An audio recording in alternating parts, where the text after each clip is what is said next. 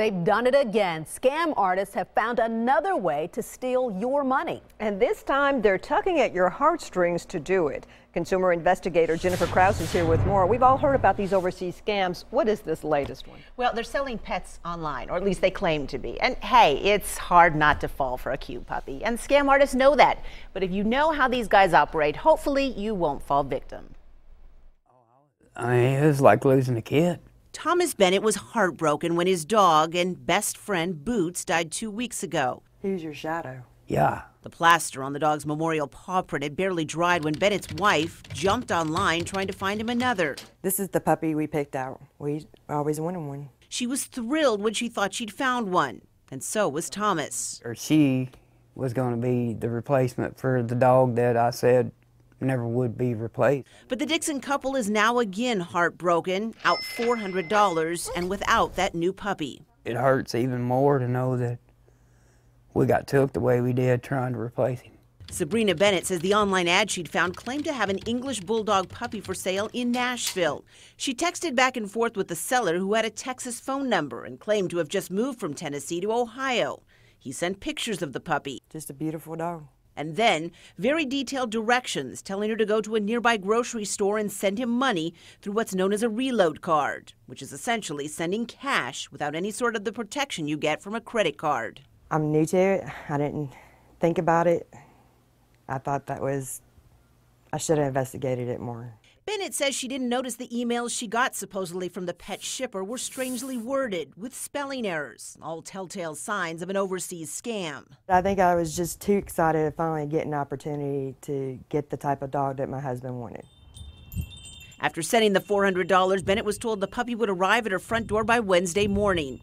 And as you've probably guessed, the dog never showed up.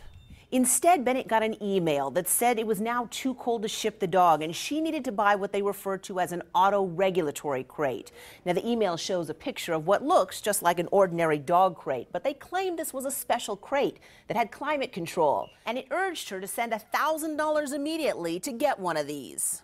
This happens because it's a well-orchestrated, laid-out scam targeted to Americans who love their dogs and will pay just about anything to get the pet they want. The Better Business Bureau's Kathleen Callaghan says the people running these scams are usually in other countries and part of a network running many different types of scams. The pet for sale scam is just the latest variation. But they all boil down to one thing: getting your money. And it usually involves sending it instantly through one of these reloadable cards. Don't do it. Don't fall for it. This is a scammer's tool. Callaghan is really leery about shopping online, she says, because you don't really know who you're dealing with. In the Bennett's case, the person claimed to be Nikki West in Ohio. But we found a Chris West, Chris Wades, Chris Morgan, and a Mr. Chris, all using the same phone number and pictures to sell dogs supposedly in cities across the country. There are so many great ways to find the pet you want. This is not even in the top zillion ways to do it. And nothing. I haven't heard anything back at all. Bennett says when she was asked to buy the crate, she got suspicious. And as soon as she started asking questions, the seller disappeared, just like her money. I was sick to my stomach. I let my husband down. I got us into a scam. I didn't think we'd ever get tricked. Sabrina Bennett told me she's totally embarrassed by what happened, but she was willing to talk with us about it because she hopes it'll keep others from falling victim. Now, the Better Business Bureau says your best bet is to buy only when you can meet the seller face-to-face for any kind of thing you're buying online. But in the case of a dog, the best bet is to actually meet the seller and the dog in person to find out if the dog is truly healthy and friendly. Or maybe get a shelter dog. Exactly. All right. Yes. Thanks, Jennifer.